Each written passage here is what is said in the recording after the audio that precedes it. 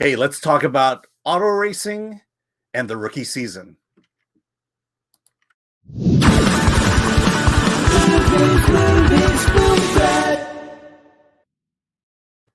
Hi, I'm Alan Ng. I'm the editor-in-chief of Film Threat, and welcome to the Film Threat podcast. Before we talk about the rookie season, a documentary by our guest, Adrian Bonvento, just a chance to say, hey, support Film Threat, hit that like, subscribe, smash every button that's appropriate. Go to our website, filmthreat.com, for daily reviews and articles and interviews.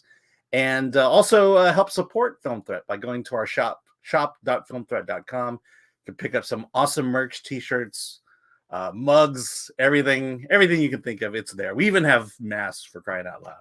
So with that, let me welcome today's guest.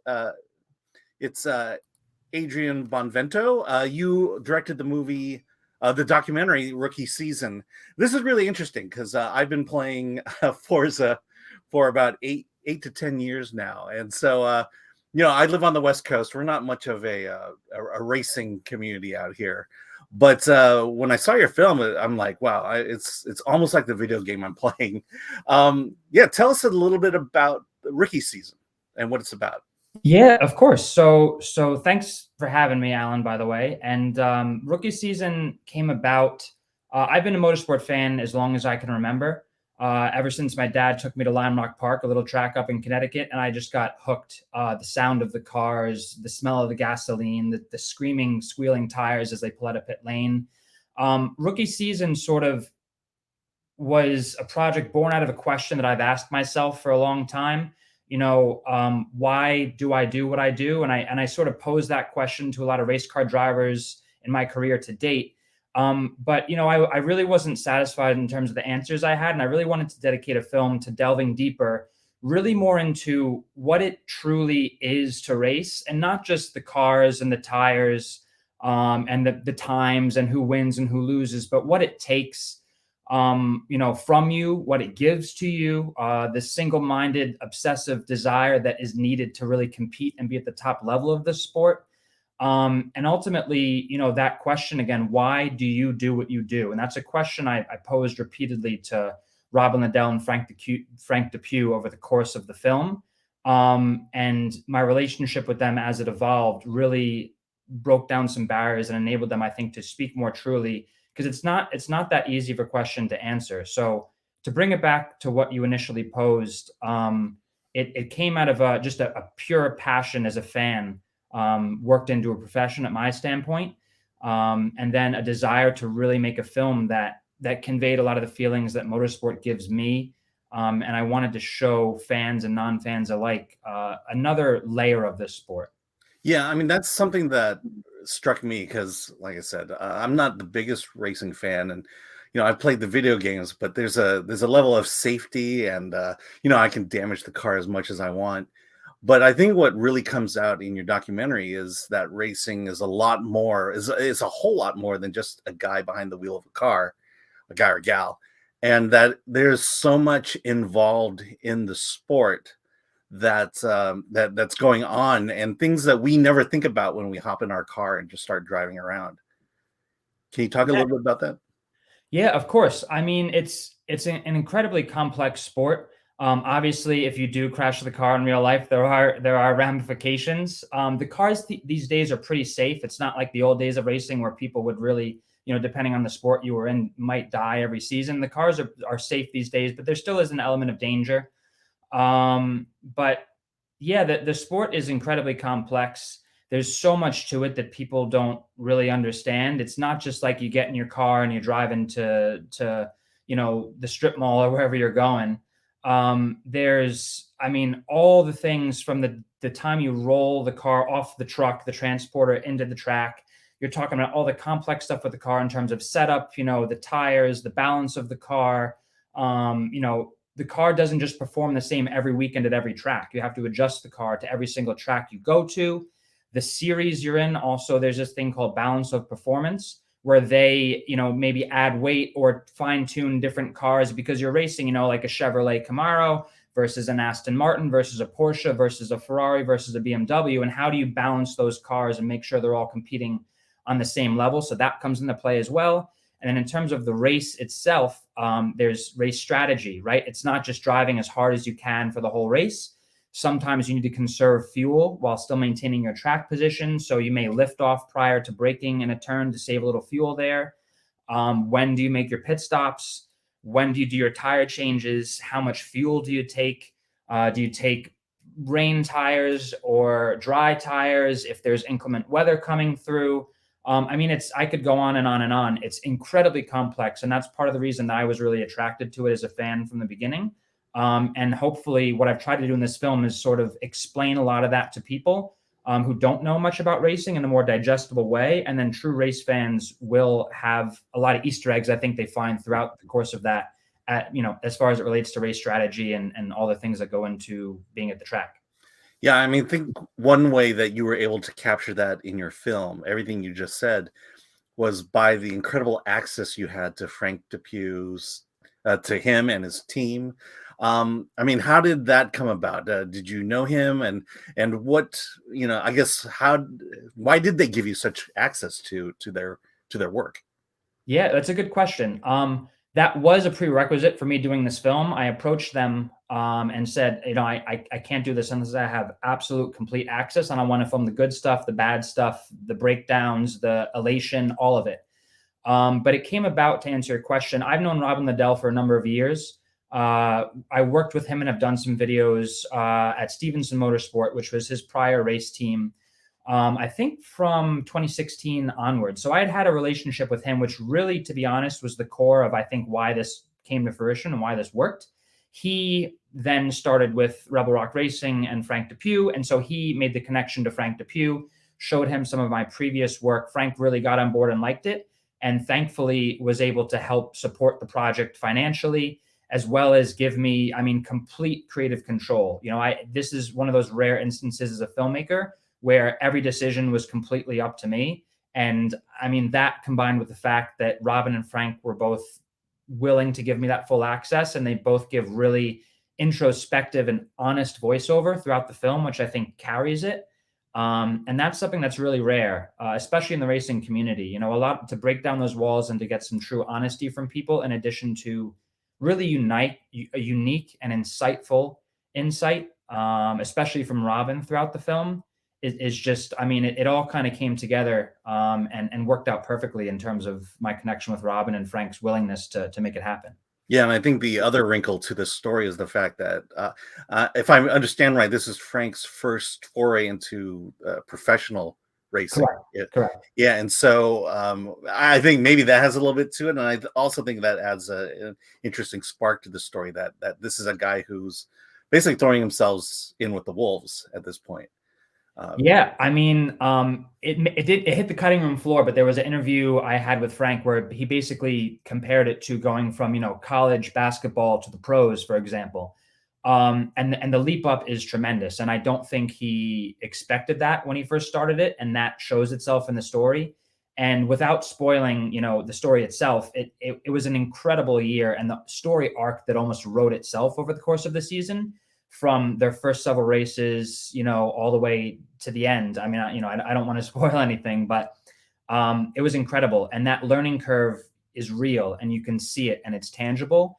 And I think one of the really unique elements to this film as a filmmaker also is that contrast between Robin, who's a professional driver, has been driving for umpteen years, competing all over the world, and Frank, and who's had a lot of success in amateur level racing, taking a step up to the pros. And it kind of bridges that gap, because Robin just has a certain way of viewing the car and talking about it, and Frank has a different one. And you can almost kind of, people who don't understand racing get to experience it through Frank's eyes and through his development and his improvement over the course of that season.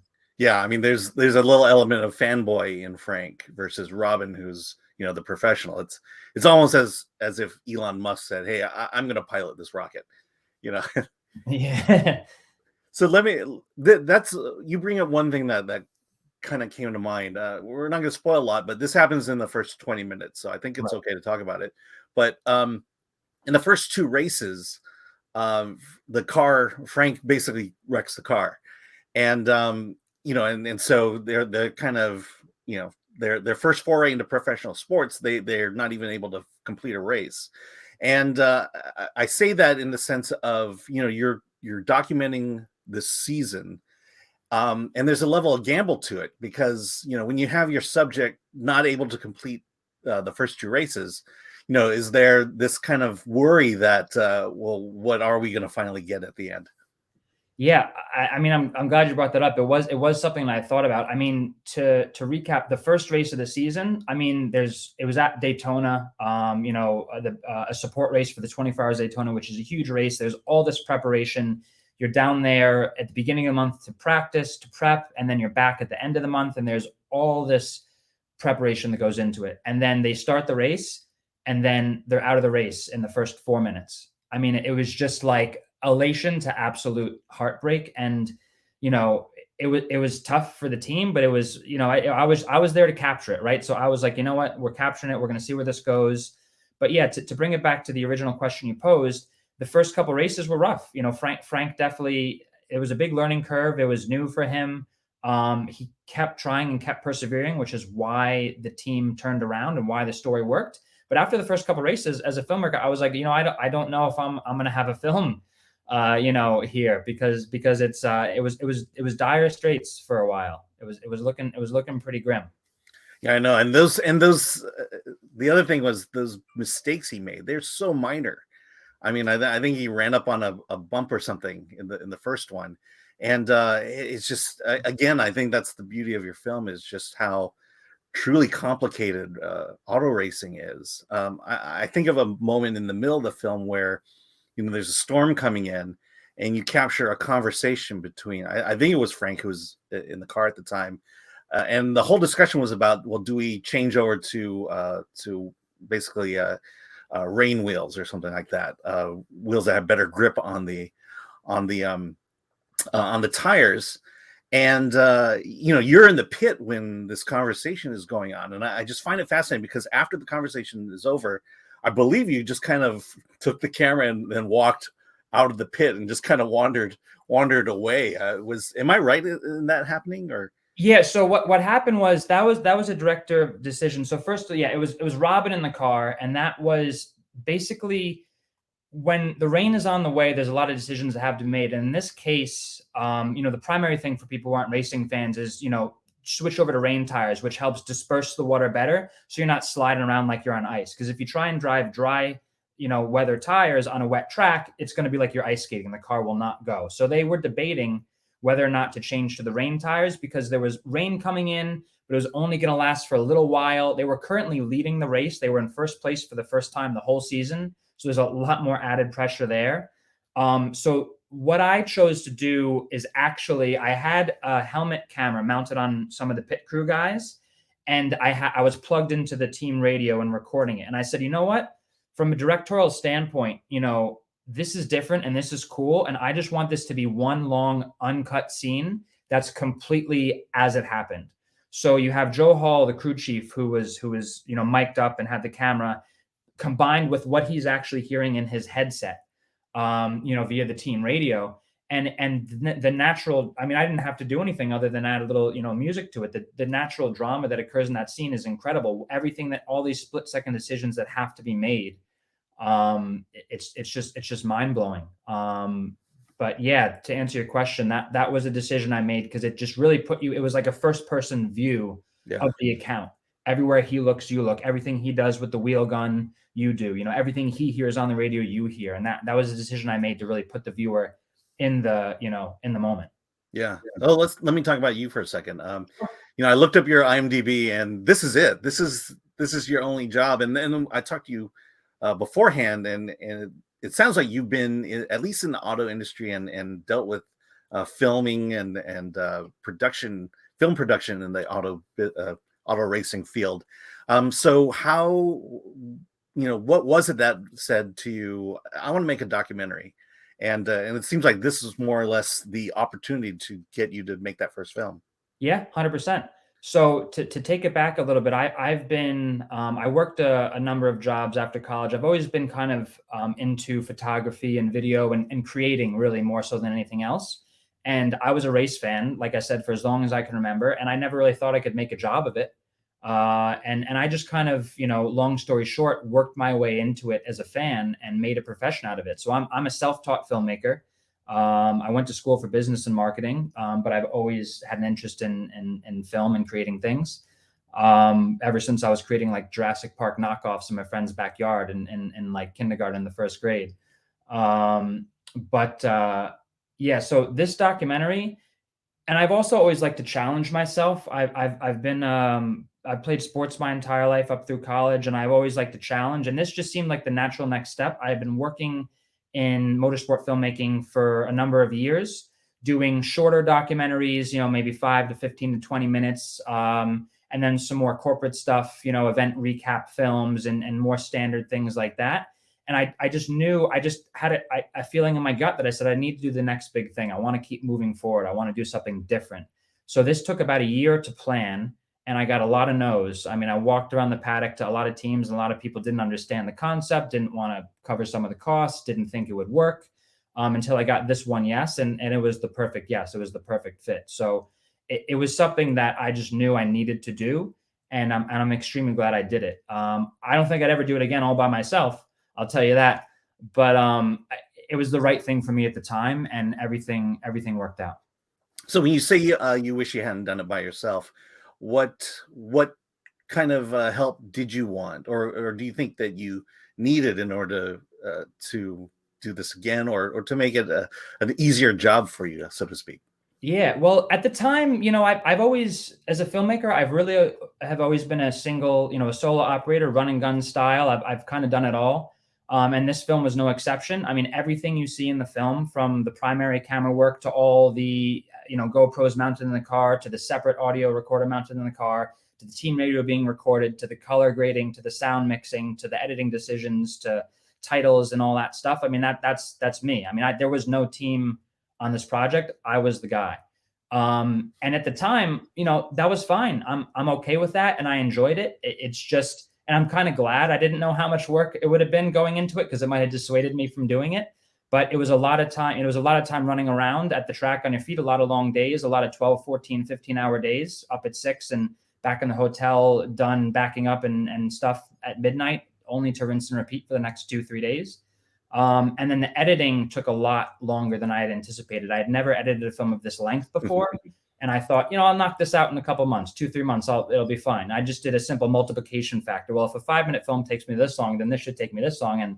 And no, it did not. It took a while, but I took my time with it. And again, I have to thank, Frank and the team for giving me the complete creative control. And it worked out. It worked out in the end. And I wouldn't have done it any other way, to be honest. If I had gone back, I wouldn't have done it any other way. But going forward, knowing now what's required before, during, and after, it's a ton of work. It's a ton of work. I mean, I don't think non-filmmakers understand how important and how difficult the job of an editor is in film, whether it's documentary or narrative. Even, you have the script. It's still really difficult to edit, and to, I think they're the unsung heroes of the film industry, because we just don't talk about it enough. Because, when you see a bad edit, that's the only time you notice an editor's job. Right. Yeah, no, I know. I agree. I mean, it's a lot of time listening to the same thing over and over and over and over until you're almost sick of it. That's when I know I've done a good job. I mean, because you're looking at, when you're transitioning from one scene to the next, I don't know how other people edit, but I personally am like looking at, every 1/24th of a second every time. Do I cut it now when the arm's like this, or when the arm's like this? How does that transition into the next scene? All these little things. It's just, sometimes I've been in a house where people have been in the room next to me editing, and they're like, is your computer broken? Or is like, it just seems like a broken record because you're saying the same word over and over and over and over. It's a lot of work. Yeah, the few times that I've ever had to edit something, I mean, it is maddening, because you are literally dealing with quarters of a second, a tenth of a second, and just trying to get that flow right. The other, we'll end with this, because what I appreciate about it, I keep mentioning I'm a gamer and I love playing the racing games. You bring the cameras right into where the cameras are on my games. and the sounds and everything. And I think what your documentary does is, as much as it felt like a video game, and we mentioned before, it's just that knowledge of there's so much more going on, uh, outside of the car, inside the car, the track, just everything. And you really get that sense. And I think that's why the Rookie Season is such a great auto racing documentary. Yeah, thanks. I think that, I mean, the cameras in the car that was one of the principal decisions I made. I didn't want to use any of the broadcast cameras. I didn't want to use, stuff that you see on TV. I didn't want to use the standard cameras they have in the car because the quality just isn't there from a visual standpoint. The creativity isn't there because, the positions are fixed.